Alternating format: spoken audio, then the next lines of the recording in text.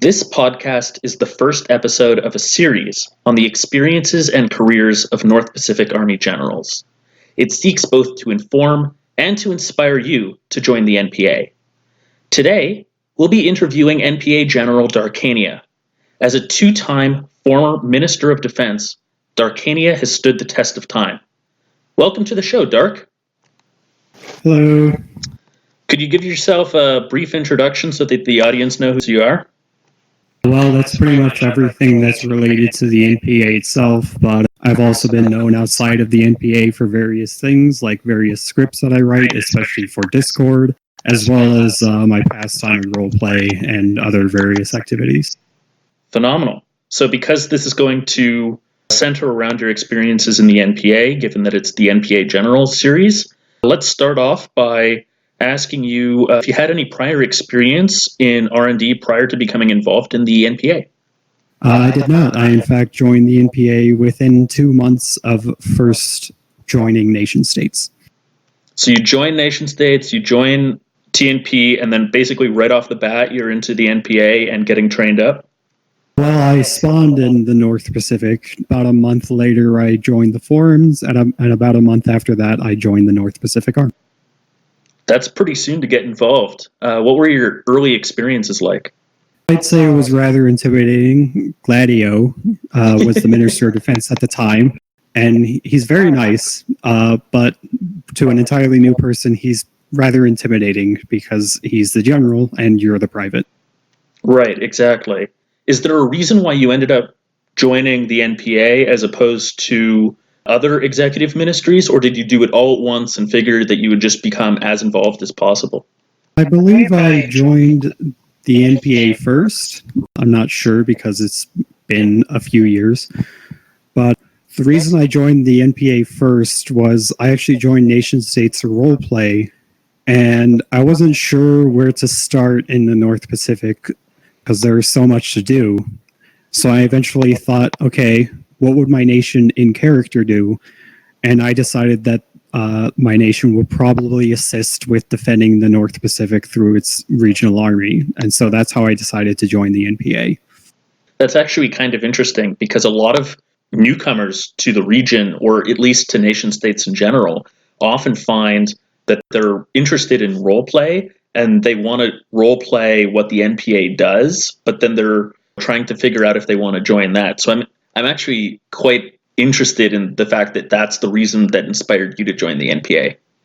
As a general today, what do you think are the primary reasons for having nations join the North Pacific Army? Like, what do you think are the benefits of becoming involved? I'd say one of the biggest benefits is being part of a pretty large and friendly and active social circle, because all of the soldiers are generally very friendly. They're very happy to help you out, and we have a lot of people in the Army, but not so much that you get lost and confused. You generally know who everyone is, and it's pretty easy to keep everyone separate in your mind. And beyond that, it's also just generally fun. It's a unique skill. You get to learn how to do it. You get to learn how to raid and defend with a bunch of friends. It's all great fun. What was your experience like as a cadet? Well, that was a few years ago, so I couldn't say exactly, but I'd say I definitely had fun too. As I said, I do like learning new things, and the NPA is definitely a new thing. It's a rather unique experience to raid and defend in nation states compared to basically most other games that I've played. So as you started training, you started going on a couple of operations, you started raiding, and you mentioned before we started the show that you joined the NPA before the officer's test became a thing. So could you describe your experience going up the ranks in the NPA and what the process was like for you? Well, at the time, it was basically entirely up to the minister's discretion, and it still is now, but there's a lot more tradition and precedent involved in deciding who goes up the ranks or not, and we especially have a lot more statistics that we can look at when it comes to deciding who to promote. But back then, there wasn't as much data you could look through. There wasn't as much precedent set in how things work. So it was entirely based on the minister deciding, oh, you're this experienced, so you should probably have this rank. So I ended up rising through the ranks rather quickly, not as quickly as nowadays because operations weren't nearly as common as they are now, because it was basically Gladio, Iluvatar, and other generals just leading it every so often, rather than like daily updates from officers that you'll see these days. So while I didn't get promoted nearly as fast as, say, Ballerino today would be, I was still showing that I did know what I was doing. I was learning quickly. So it took me a few months to get up to the rank of sergeant. And then after that, what actually got me into the officers' ranks was I assisted then Minister of Defense Iluvatar with the liberation of Lazarus. And since I assisted him so much in that and took up a leadership role, he decided that I had displayed enough knowledge and enough leadership and activity that I could be promoted to lieutenant. Well, I'll offer you an exceedingly late congratulations for that, because it's definitely deserved. What was the experience like for the operation with the liberation of Lazarus? Could you go into a lot more depth about what that operation was like? Well, it was a bit of a long haul because it's a game created region that was taken over. We definitely had to deal with keeping ourselves anonymous, trying to basically put in sleepers who join the WA or at certain times and try and endorse our target nations that we were trying to put back up into the delegacy. And it was a very careful balance of trying not to get caught in this kicked while also trying to build up the influence of the regional influence of those nations that we were trying to get back up into the delegacy. For the audience who may not be as experienced with nation states, could you provide a little bit more of the historical context to the situation and describe how the actions of the NPA in Lazarus benefited the region? I wasn't much of a foreign affairs expert back then, so I couldn't really tell you much about all what happened. I could look back now, but it's been so many years, and at this point, just fades into memory, basically. I remember the people who took it over were associated with the NPO, that's the Pacific, and I believe Stoyunske was the main leader of the hostile takeover. But beyond that, I couldn't really tell you. I really wasn't into foreign affairs at the time. And by the time I got interested in foreign affairs, that was a few years later. So, no worries. We'll move on then. What was the most important lesson that you learned as you became more experienced in the NPA? Oh, that's a toughie. Let me think. I guess the most important thing is so long as you're reliably active, basically everything will fall into place. You'll learn quickly. You'll learn at your own pace. Basically, so long as you're reliably active, you'll be able to learn everything that you need to learn. You'll become a household name, basically. You'll be noticed more as you become a more reliable presence. Other people will start to rely on you. Basically, the most important thing would probably be to just be reliably active. That's probably the lesson I learned when I was a cadet. That's good advice. That's advice that any cadet should follow as they become more experienced, for sure. What did you find was the most enjoyable part of R&Ding? I suppose it would be the tension before you actually jump, because before the jump, you never know like exactly how everything looks, because basically triggering, which is determining when to give the order to move into the target region. Basically, it's a form of predicting the future based on what data you have. So that's always going to be a bit difficult. There are tools nowadays to make it easier for you, but back then there wasn't those tools, so it was all based on what data the game gave you. So there was always that tension of, oh, are we going to make it? Or, oh, are we going to be too early? And are other people going to jump in and stop us from raiding and various other things? But with Gladio at the helm, there was no reason to worry because that man can trigger. That's awesome. I have a lot of similar experiences prior to the creation of those tools as well, so I know exactly what you're talking about. So, as far as I can tell, you became Minister of Defense for the first time in 2017. Is that correct? Oh, I don't remember dates anymore, but that sounds about right.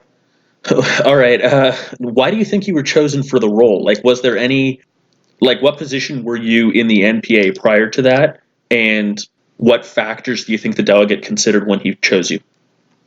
For the first time round, I was chosen because I was quite literally the last possible choice that could reasonably lead the NPA. You've got to give yourself a At the little bit time, more credit than that. no. There is a very specific reason for that. Palace, he was delegate at the time, and the key is I was the Attorney General, and we both believed that the Attorney General should keep some relative distance from the Executive Council and not be involved in the inner circle of it. We both agreed to that, and for that reason, Palace actually passed me over and appointed Saston instead. But eventually, Saston lost citizenship, and I was literally the only active officer remaining besides Gladio, but Gladio didn't want to be minister because he had been minister for 5 terms already and he needed a break. So I was quite literally the final choice, and that's not me being humble or anything. That's just the fact of how the matter was. At the time, I did have some experience leading because, as I said, I helped Iluvatar with leading the Lazarus Liberation, and at the time I was his chief of staff, which was basically a deputy minister of defense. So I did have some experience. I was a lieutenant, so I was a possible choice. I was passable. I don't know if I was good. You'll have to ask Palace about that. But I was the last choice simply because I was also the Attorney General at the time. Did you have to give up your seat as Attorney General in order to become Minister of Defense? No. At the time, both Minister of Defense and Attorney General were part of the executive branch, and so there were no legal provisions that denied me from holding both offices at once, and so I was able to hold both offices at once. Right. You mentioned that you had some experience with leadership prior to becoming Minister of Defense. Could you discuss the leadership style that you held while in office? Well, it was a chief of staff. It wasn't a full leadership. It was basically helping Elu draft orders and stuff like that. But it helped me learn how things go up in high command and how orders should be phrased and the importance of operational security and stuff like that. And so while I didn't give orders myself, since I did draft the orders and figure out how the minister thought of things at the time, that did help me get a feel for how things should work when I became Minister of Defense. Right. One of the key accomplishments that you had or that you made while you were Minister of Defense was having introduced the rank of Warrant Officer. Could you discuss what factored into that decision? Well, this was during my second term as Minister of Defense, so if anyone's keeping track of the timeline, we've jumped forward a little bit. But basically, every minister was trying to get all the officers more active in terms of leading operations and being more comfortable with operations. But we had just most of the officers were inactive lieutenants who would only show up for participating in a jump or participating in a pile operation, which is where we hold a region for a while, and never actually leading operations themselves. So the goal of the warrant officer then was to basically, well, if I could step back a bit, at the time there was the officer test that you mentioned, and the officer test was basically a strict pass-fail. Can you possibly lead an operation? And that did make sure that our officers did know how to trigger and how to lead jumps and stuff like that. But I felt that a strict pass-fail like that meant that an officer couldn't get more long-term training about how leading operations works in the NPA, or could get more comfortable with the tools they have to use or anything like that. So I ended up deciding to create the warrant officer to completely replace the officer's test. To instead of it being a strict pass-fail, it was based on the minister's discretion whether over a longer period of time someone deserved to join the officer corps for real. And that allows them some time to make sure to train the new officer, to make sure the new officer is comfortable leading operations, to be comfortable with all the tools we use. And I figured if officers were more used to and comfortable with leading operations, they'd be more likely to volunteer to lead operations when they became full-on lieutenants. So the rank of warrant officer essentially prolongs that transitional period and provides additional training to up-and-coming nations to the NPA who otherwise wouldn't have enough experience to fully become an officer. Well, we only give warrant officer to people who have the experience to become an officer, because previously we would teach how to trigger to sergeants, and they would have to ask to take their officer test when the Minister of Defense felt they were ready. But that was less of an involved training process, and since it was a strict pass-fail, you couldn't really determine anything past whether they could or not. You couldn't determine if they were comfortable or anything with it, or that they were willing to keep going. So, warrant officer, it's kind of hard to explain past that, because I think I understand what you're saying now. Yeah, this was a very long and involved discussion that I had with the other generals and with my deputy ministers, because this had been a problem that basically everyone knew about and that no one really had a solution to. So I hashed it out over about a couple of months to figure out how warrant officer should work. And in the end, I came up with this system. So after leaving from your second term in office as Minister of Defense, what has your time been like serving in the NPA and in the North Pacific in general? Well, after I was promoted to general by Barbarino, after he stepped up as Minister of Defense following my own resignation, I basically was part of High Command. I was part of High Command full time now. And so I worked to keep up my precedent. I worked to give advice to the new minister. I worked to basically just assist command as time went on, because the general staff is mostly an advisory body, but they do have a lot of freedoms that normal officers don't. Like they can lead operations on their own, for example. So, what do you see as your legacy with the NPA? I suppose the main thing would be the warrant officer itself, all the new resources that I gave to future ministers. Like, for example, I completely redid our internal roster from the ground up and made it into basically a big old spreadsheet with all sorts of statistics that we can use to determine, like, okay, this person's this active, etc. But I suppose the biggest thing was when I was main Minister of Defense, I convinced Palaith basically that Barbarino would be in the future a good high command officer or even Minister of Defense. So I made Barbarino my deputy. I also made Malf my deputy, but he already had experience in high command. And I basically I didn't give Barbarino any paperwork or anything like that. He had no strict job to do in high command.